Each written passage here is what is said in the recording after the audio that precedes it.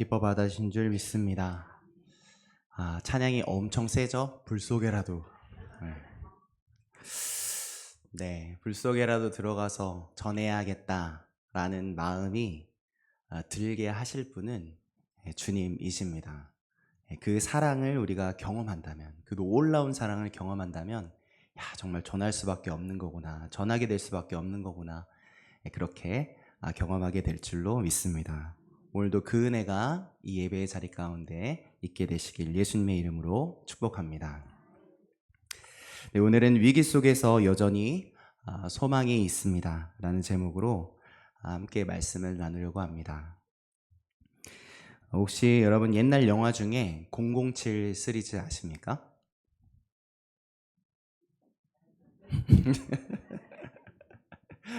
아세요? 모르세요? 네, 아시죠? 네.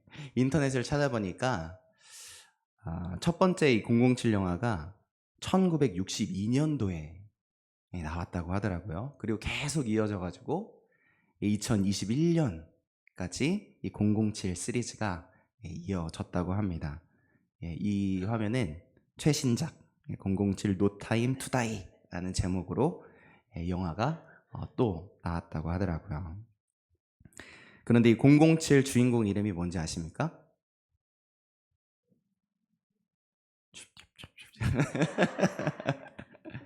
네. 뭐죠? 네, 맞습니다. 제임스 본드죠. 아시네요. 자, 그런데 여기서 영어 제임스를 한국말로 바꾸면 뭘까요? 제임스가 제임스지 뭐. 네. 그러실 텐데 한국말로는 야고보입니다. 원래 헬라어로는 야고부스인데 그거를 영어로 제임스로 발음한다고 하더라고요. 그러니까 제임스 본드를 한국말로 바꾸면 뭐죠?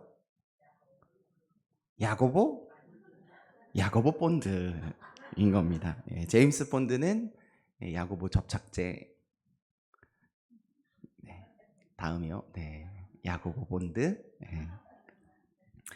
여기서 본드는 영어권의 성씨를 말하는 겁니다. 그러니까 제 성이 김인 것처럼 김야고보, 박야고보 하듯이 본드 야고보인 것이죠. 그런데 왜 제가 갑자기 야고보 이야기를 했을까요? 사실은 영어로 야곱이 뭔가를 찾다가 야곱이 인터넷으로 제임스라고 하는 거예요. 그래서 이거 너무 재밌겠다 해가지고 막 열심히 신나서 준비했는데 나중에 확인해 보니까 야곱이 아니라 야고보더라고요. 네, 많이 실망을 좀 했지만 그래도 정확히 알게 됐으니 잊어버리지 않을 수 있을 것 같습니다. 그래서 먼저 야고보의 이름 제임스라는 것을 나눴지만 오늘은 야고보가 아니라 야곱. 영어로는 제이콥. 따라해 볼까요? 제이콥. 제임스예요, 제이콥이에요? 오늘 나눌 게? 제이콥입니다. 감사합니다. 제이콥에 대해서 함께 나눠보고 싶습니다. 오늘은 야곱의 인생을 함께 생각해 보면서 야곱이 만난 하나님이 어떤 분이신지, 또 야곱과 똑같은 우리들의 인생이 어떻게 소망이 있는 인생이 될 수 있는지를 함께 살펴보면서 은혜 나누기를 소원합니다. 자, 먼저 야곱이 태어날 때로 좀 돌아가 보려고 합니다. 야곱이 엄마 뱃속에서 이제 태어나면서 응애 하고 세상 밖으로 나왔을 때 정말 좀 놀라운 모습으로 태어났습니다. 어떻게 태어났죠? 쌍둥이형 에서의 목을 잡고, 목덜미를 잡고, 아니요, 발꿈치를 잡고 세상에 나왔죠. 그래서 이 아이의 이름이 야곱이 된 겁니다. 이 야곱이라는 이름의 뜻이 바로 발꿈치를 잡은 자라는 뜻이거든요. 그래서 먼저 태어난 형 에서의 발꿈치에 마치 본드를 붙인 것 마냥, 제임스 본드를 붙인 것 마냥 야곱의 손이 형 에서의 발꿈치에 딱 하고 붙어 있었던 것이죠. 바로 그 모습과 같이 야곱이라는 이름 속에는 자신이 성공하기 위해서 다른 사람을 끌어내리려는 사람, 저 앞에도 나와 있지만 가로채는 사람이라는 의미가 이 야곱이라는 의미 속에 담겨져 있었던 것인데, 정말 신기하게도 야곱의 인생이 그 이름 안에 담긴 뜻과 똑 닮은 인생으로 그려지게 됩니다. 그래서 야곱은 자신의 성공을 위해서 어떤 때는 강탈하는 사람으로, 어떤 때는 착취하는 사람으로, 또 어떤 때는 사기꾼이라 불러 마땅한 모습으로 살아가게 되죠. 여러분, 그렇게 살았던 야곱의 인생 행복했을까요? 남의 발꿈치를 잡으며 살았던 그의 삶은 야곱 자신을 행복하게 하고 또 야곱의 이웃도 행복하게 만들었을까요? 안타깝지만 그러지 못했습니다. 야곱의 그 모습은 야곱 스스로에게도, 그리고 야곱 때문에 피해를 입었던 많은 사람들 그 누구에게도 행복을 가져다 주지 못했습니다. 오히려 그런 그의 삶은 자신의 인생 속에 오히려 더 큰 긴장감과 더 큰 중압감, 그리고 더 큰 적대감을 담기게 했죠. 그럼 그런 야곱의 인생에 도대체 어떤 우여곡절이 담겨 있는지 야곱의 인생을 함께 살펴보겠습니다. 먼저 야곱이 자랐던 가정을 한번 생각해 보겠습니다. 야곱의 가정은 안타깝게도 화목한 가정은 아니었습니다. 야곱의 가정 안에는 애정 중에서도 적대적인 애정이 있었던 가정이었습니다. 어떤 애정이요? 적대적인 애정입니다.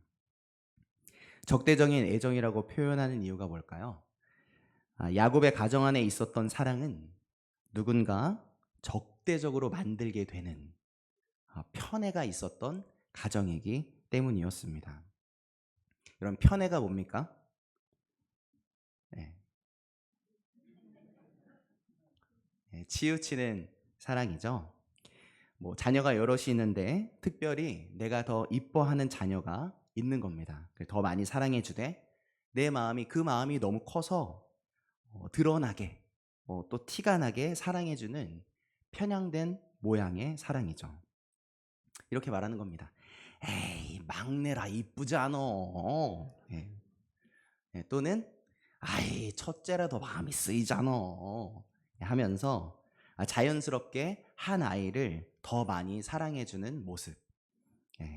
그게 자연스러운 거 아니냐 말하실지 모르겠지만, 만약 부모님의 사랑을 나는 잘 못 받고 있고 또는 내가 다른 형제들보다 덜 받고 있다는 것을 자꾸만 느끼게 되는 자녀들의 입장에서 바라본다면 그 사랑이 어떤 느낌으로 다가올까요?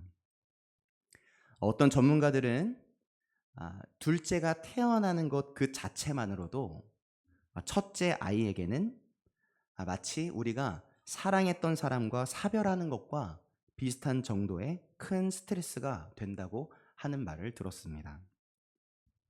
그도 그런데 편애는 자녀들에게 얼마나 큰 스트레스로 작용하게 될까요? 편애하는 부모님, 나 말고 다른 자녀를 나보다 더 사랑하는 부모님의 모습을 보는 아이에게 그 마음 안에 사랑이 퐁퐁 샘솟겠습니까? 슬픔이 퐁퐁 샘솟겠습니까? 슬픔이 퐁퐁 샘솟겠죠. 또 그런 취급 당하게 만든 저 귀엽지만 못난 둘째, 꿀밤을 때려주고 싶은 저 둘째, 나보다 더 사랑받는 저 미운 막내를 바라보면서 내 안에 행복과 사랑이 퐁퐁 샘솟겠습니까? 아니면 열불이, 화딱지가 퐁퐁 샘솟겠습니까? 네, 경험이 있으신가 봐요. 열불이 퐁퐁 샘솟겠죠. 안타깝게도 야곱의 가정이 그랬다는 것입니다.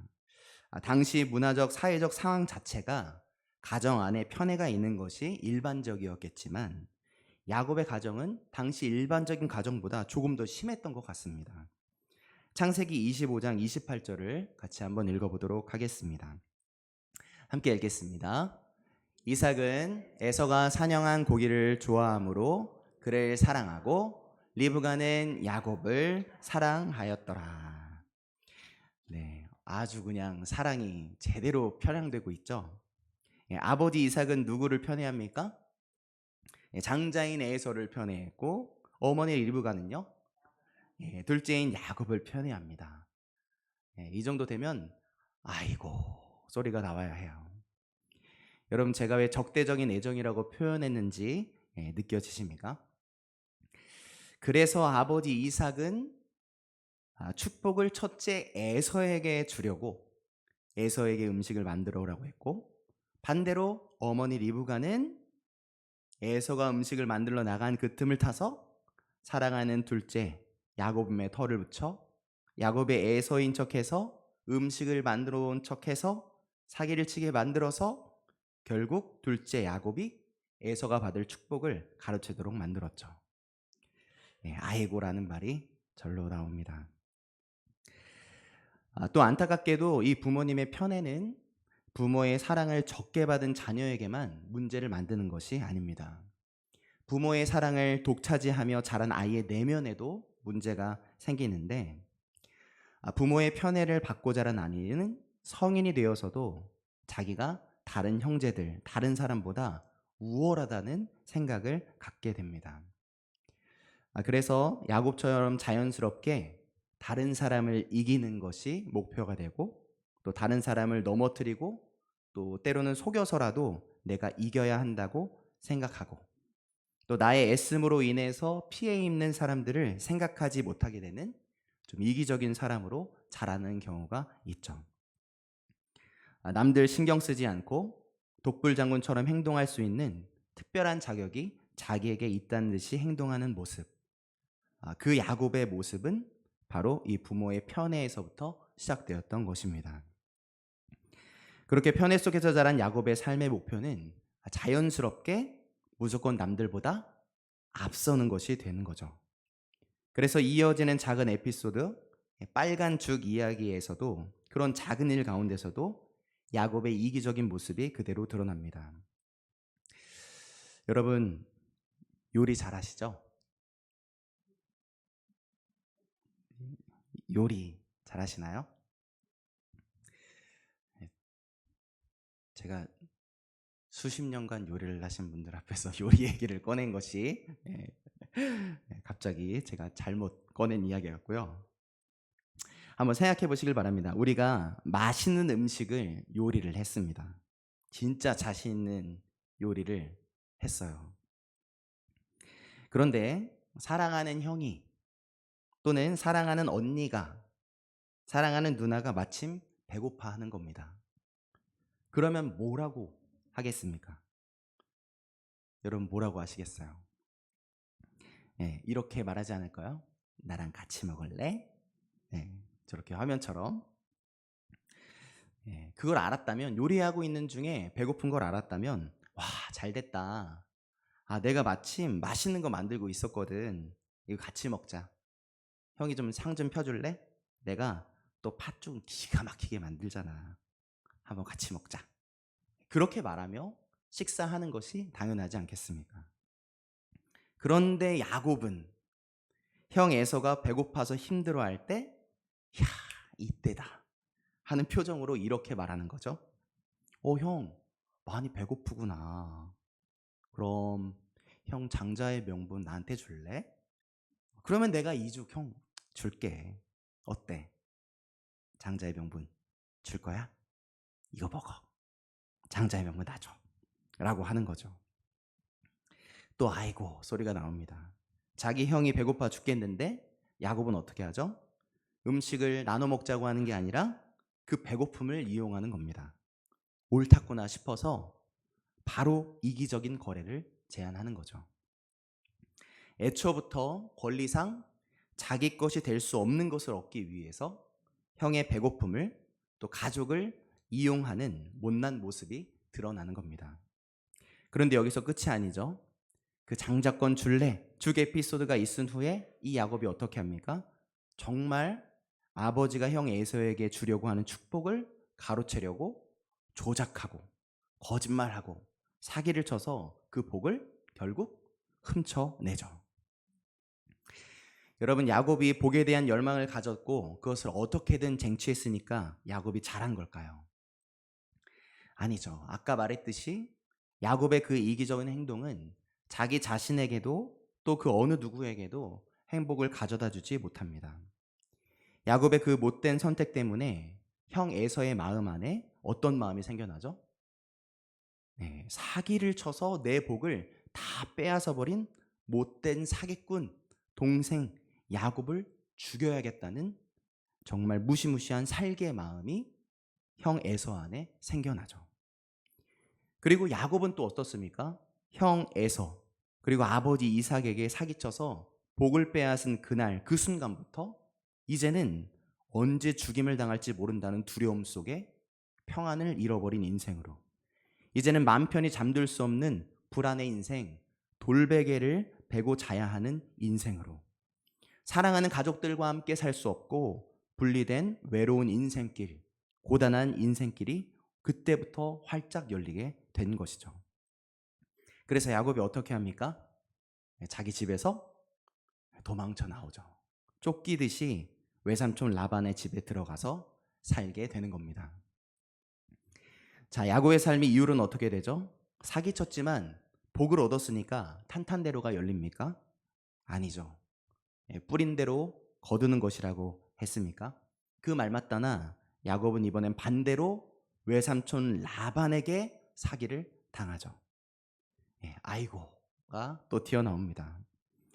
야곱의 외삼촌 라반도 야곱처럼 착취하는 사람이었고 추잡한 사기를 치는 사람이었죠. 야곱은 숨어 들어간 라반의 집에서 작은 딸 라헬과 결혼하고 싶어서 라반의 집에서 7년을 열심히 일했지만 드디어 결혼식 날 외삼촌 라반이 또 사기를 치죠. 야곱이 그토록 바라고 원했던 둘째 라헬이 아니라 누구와 결혼식을 하게 만들죠? 네, 첫째 딸 레아와 결혼식을 치르게 만들지 않습니까? 그러더니 외삼촌 라반은 아무렇지도 않은 듯 이 전통 때문에 어쩔 수 없어 이렇게 핑계를 대죠. 속아 넘어간 야곱은 어쩔 수 없이 7년을 더 죽어라 일했고 결국 바라던 작은 딸 라헬과 결혼을 하게 됩니다. 그러느라고 장장 20년이라는 세월이 흘러가는 거죠. 이후 야곱은 하녀 2명을 더 두어서 대가족을 이루게 되었고 세월이 흘러 부자가 되었지만 아마도 그의 다른 면에서는 우리가 예상하는 것처럼 그리 많은 기쁨을 누리지 못했던 것 같습니다. 왜냐하면 야곱은 다시 이전에 도망쳐 나왔던 그 고향으로 다시 돌아가야겠다는 마음을 먹었거든요. 창세기 30장 25절에서 야곱은 라반에게 이렇게 말합니다. 한번 읽어보겠습니다. 야곱이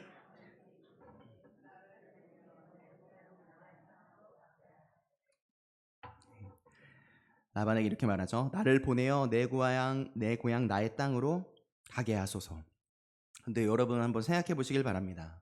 고향이 아무리 그립더라도 자신을 죽이려고 눈을 부릅뜨고 있는 형 에서가 있는 곳으로 돌아가겠다고 하는 겁니다. 이건 마치 스스로 호랑이 굴로 들어가겠다는 건데 야곱은 왜 그런 결정을 내렸을까요? 그렇게 결정했던 것은 야곱에게는 당시 다른 사람들에게 없는 특별한 마음이 있었기 때문이었습니다. 마치 우리와 비슷한데요. 그 야곱이 가진 특별한 마음은 바로 2가지 마음이 야곱 마음 안에 공존하고 있었던 겁니다. 첫 번째 마음은 세상에서의 성공에 대한 욕망과 집착의 마음이 있었고, 그리고 또 하나 2번째 가지고 있었던 마음은 하나님의 자비에 대한 바람이 그에게 있었다는 겁니다. 마치 오른손에는 세속적인 것을 꽉 붙들고 왼손엔 거룩한 것을 꽉 붙들고 있는 사람, 한 손에는 이 세상의 권세와 반대 손에는 하나님 안에서의 만족, 그 둘을 모두 잡으려고 그 둘을 모두 쫓아서 수십 년을 평생을 발버둥 치며 살아왔던 사람이 바로 야곱이었다는 것이죠.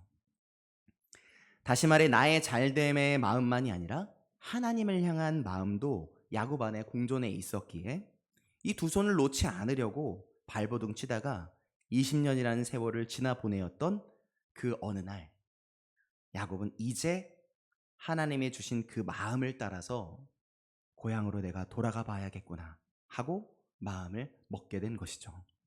창세기 31장 3절에서 하나님이 야곱에게 이렇게 말씀하셨습니다. 네, 요거는 제가 준비를 못했나 봅니다. 제가 읽어드리겠습니다. 여호와께서 야곱에게 이르시되 내 조상의 땅 내 족속에게로 돌아가라. 내가 너와 함께 있으리라 하신지라. 야곱에게 하나님이 말씀하셨던 거죠. 야곱은 이 하나님의 말씀에 드디어 발걸음을 옮겨보는 겁니다. 이제 야곱이 소, 양, 염소 떼를 거느리고 많은 가족과 종들과 함께 부자가 되어서 다시 떠나왔던 고향으로 발걸음을 옮기는 겁니다.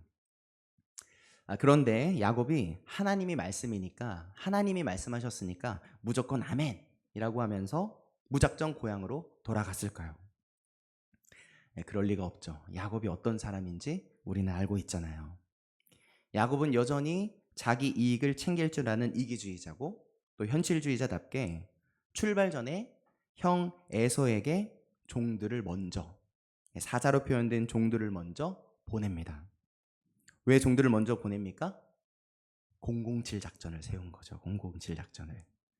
형의 분위기를 살필 사전 탐색, 밑밥 깔기용 편지와 함께 종들을 먼저 보내는 겁니다. 그랬는데요, 자기가 보낸 그 종들에게 이런 소식을 전해 듣게 되는 거죠. 아까 띄워줬던 그 글입니다. 이거 한번 같이 한번 읽어보겠습니다. 시작.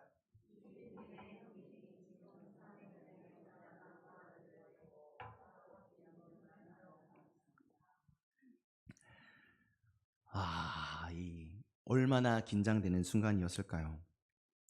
이 소식에 야곱은 완전히 겁에 질립니다.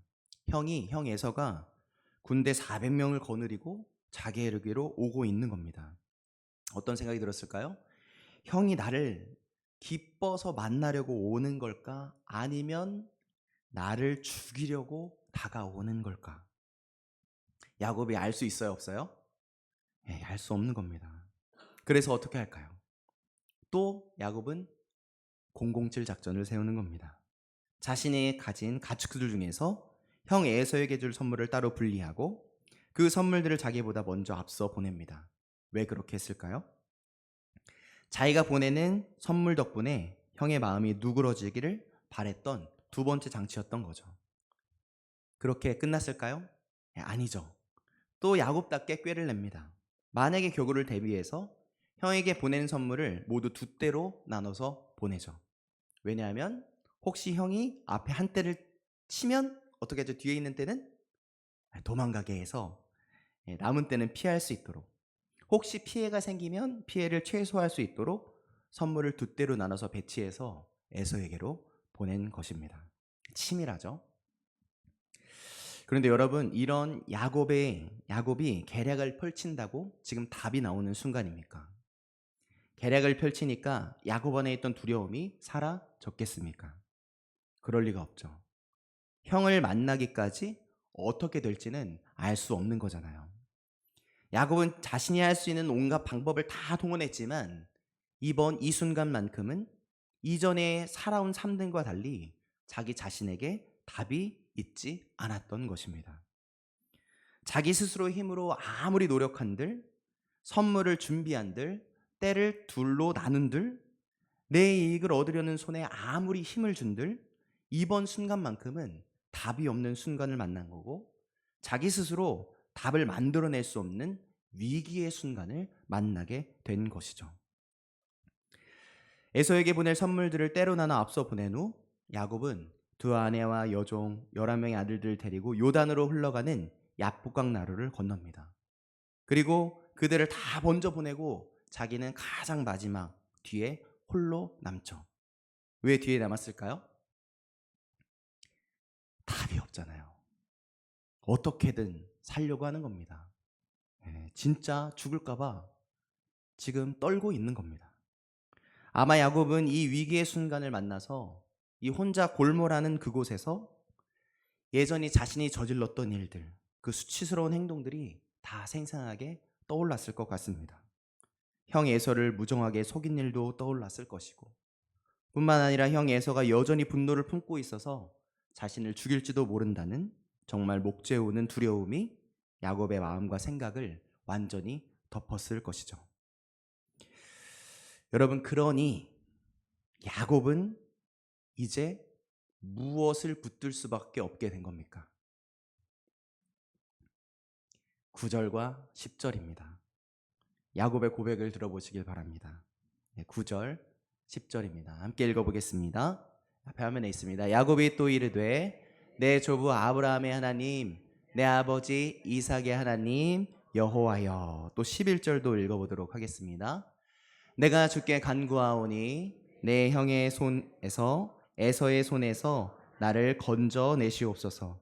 내가 그를 두려워함은 그가 와서 나와 내 처자들을 칠까 겁이 나기 때문이니이다. 드디어 야곱이 자신의 계략을 내려놓고, 아니죠, 오히려 자신의 계략을 다 쏟아내놓고 여호와 하나님만을 진정으로 붙드는 순간을 맞이하게 된 것이죠. 지금 야곱은 한번 그럼 기도해 볼까? 다시 열심히 붙들어 볼까? 그런 평안한 마음으로, 그런 마음으로 하나님을 붙드는 것이 아니라 정말 자기의 힘과 생명을 다해서 정말 하나님 한 분만 꽉 붙들 수밖에 없는 순간을 맞이하게 된 것이죠. 왜 그렇게 할 수밖에 없습니까? 자신의 생명이, 자신의 지금까지 이룬 그 모든 것들이, 자신의 가족의 생명이 다 걸려있기 때문이죠. 그렇게 다시 하나님의 이름을 불렀던 그의 기도가 얼마나 간절한 기도였는지 곧 이어지는 천사의 씨름의 모습을 하는 야곱의 모습을 보면 그 간절함이 그대로 드러납니다. 야곱은 곧 어떤 천사와 밤새 씨름을 하게 됩니다. 씨름을 하다가 상대방이 야곱의 허벅지 관절을 쳐서 그 뼈가 어긋나게 되죠. 천사와 씨름하는 장면입니다. 그런데도 야곱이 어떻게 합니까? 그를 놓으나요? 안 놓으나요? 놓지 않죠. 날이 새어갑니다. 그래서 이제는 그만 놓아달라는 그에게 야곱은 이렇게 말하죠. 당신이 내게 축복하지 아니하면 가게 하지 아니하겠나이다. 야곱의 그 간절함에 그 사람은 이렇게 야곱을 축복하죠. 창세기 32장 28절입니다. 그가 이르되 내 이름을 다시는 야곱이라 부를 것이 아니요 이스라엘이라 부를 것이니 이는 내가 하나님과 및 사람들과 겨루어 이겼음이니라. 이후 야곱은 자신이 끝까지 붙들었던 그가 바로 하나님이었다는 것을 깨닫게 됩니다.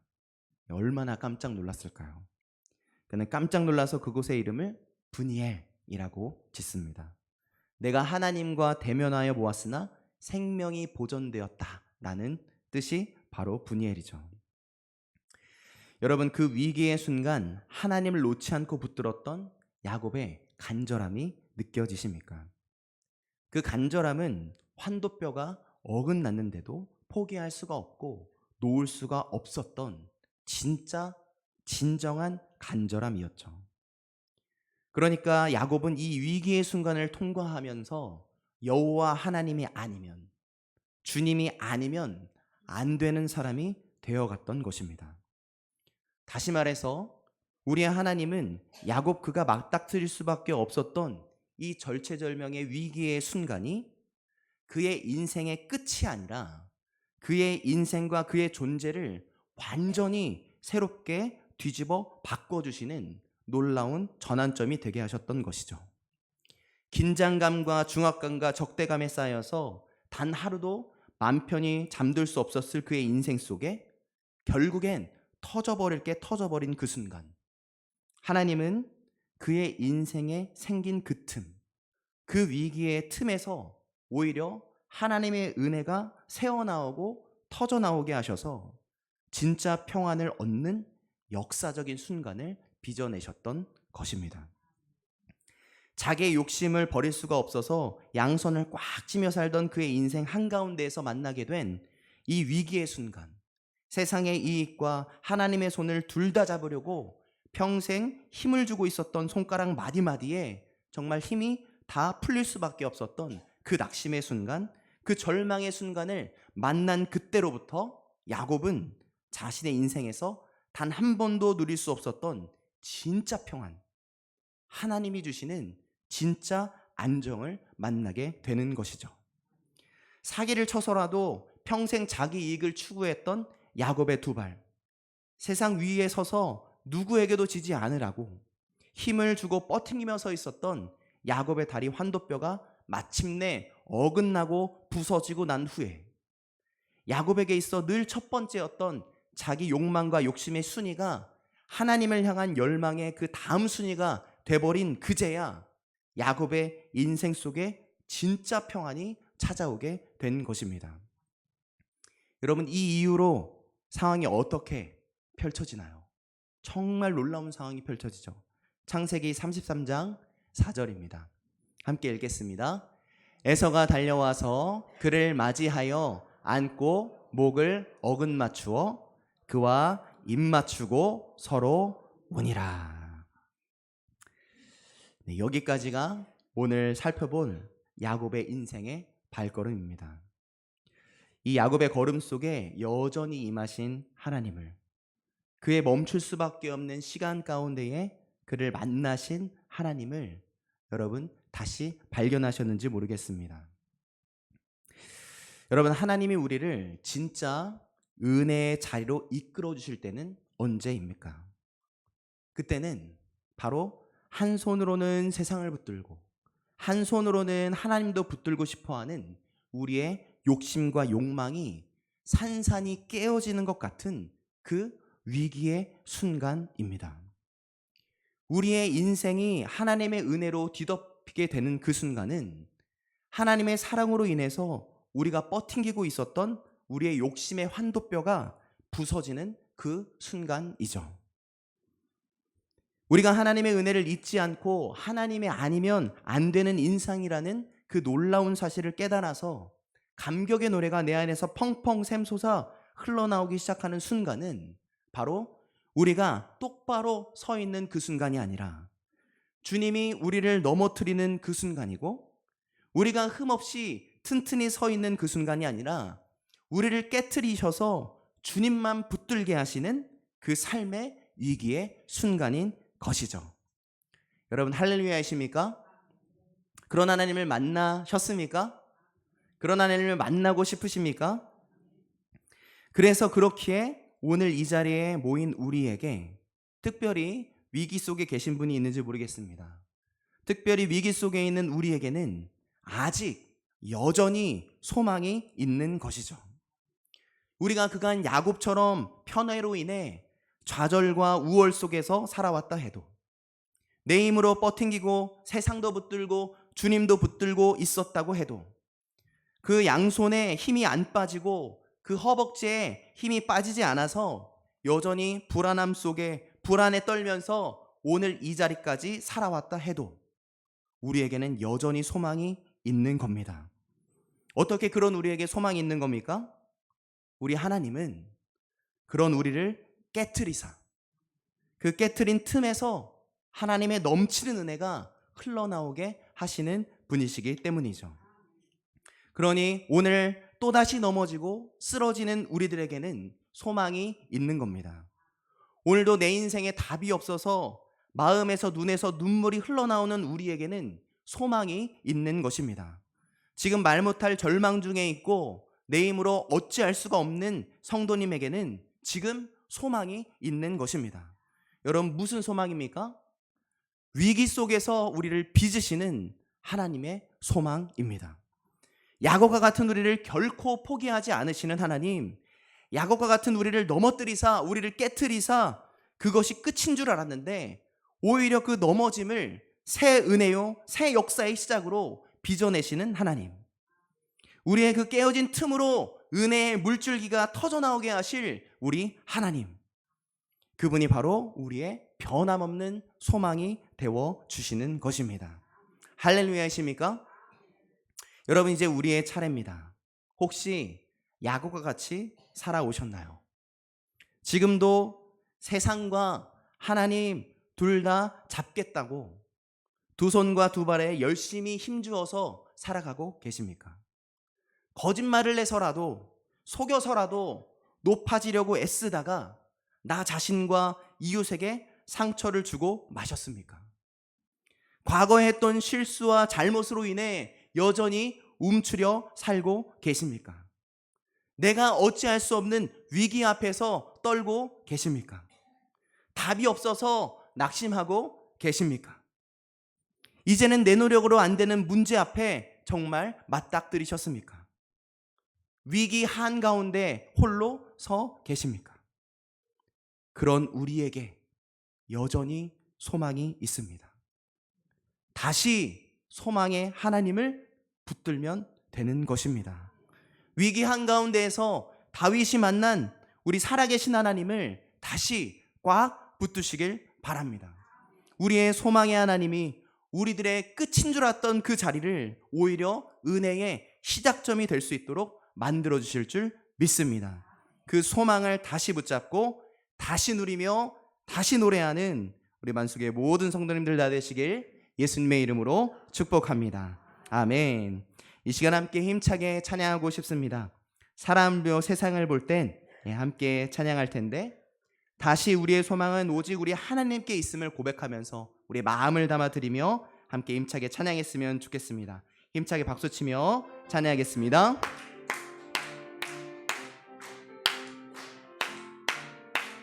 사람을 보며 세상을 볼 땐 만족함이 없었네. 나의 하나님 그분을 뵐 때 나는 만족하여 저기 빛나는 태양을 보라. 또 저기 서 있는 산을 보아라. 천지 지으신 우리 여호와 나를 사랑하시니 나의 하나님 한 분만으로 나는 다시 처음부터 찬양합니다. 사람을 보며 세상을 볼 땐 만족함이 없었네. 그러나 나의 하나님 그분을 뵐 때 나는 만족하. 저기 빛나는 태양을 보라. 또 저기 서 있는 산을 보아라. 천지 지으신 우리 여호와 나를 사랑하시니 아멘. 나의 하나님 한 분만으로 나는 만족하. 그래서 우리는 이렇게 고백합니다. 동남풍아 불어라. 서북풍아 불어라. 가시밭에 메카파 예수 향기 날리니 할렐루야 아멘. 가시밭에 메카파 예수 향기 날리니 할렐루야. 다시 처음부터 찬양합니다. 사람을 보며 세상을 볼 때 만족함이여. 그러나 우리의 만족함 대신 나의 하나님 그분을 뵐 때 나는 만족함에. 저기 빛나는 태양을 보라. 또 저기 서 있는 산을 보아라. 천지 지으신 우리 여호와 나를 사랑하네. 나의 하나님 한 분만으로 나는 만족하. 그래서 우리는 고백합니다. 동남풍아 불어라. 서북풍아 불어라. 가시밭에 백합화 예수 향기 날리니 할렐루야 아멘. 가시밭에 백합화 예수 향기 날리니 할렐루야. 저기 빛나는 태양을 보라. 저기 빛나는 태양을 보라. 또 저기 서 있는 산을 보아라. 천지 지으신 우리 여호와 나를 사랑하시니 나의 하나님 한 분만으로 나는 만족하. 동남풍아 불어라. 동남풍아 불어라. 서북풍아 불어라. 가시밭에 메카파 예수 향기 날리니 할렐루야 아멘. 가시밭에 메카파 예수 향기 날리니 마지막으로 고백합니다. 동남풍아 불어라. 동남풍아 불어라. 서북풍아 불어라. 가시밭에 메카파 예수 향기 날린 할렐루야 아멘. 가시밭에 메카파 예수 향기 날리니 할렐루야 아멘. 아멘. 주님께 영광의 박수를 올려드립니다.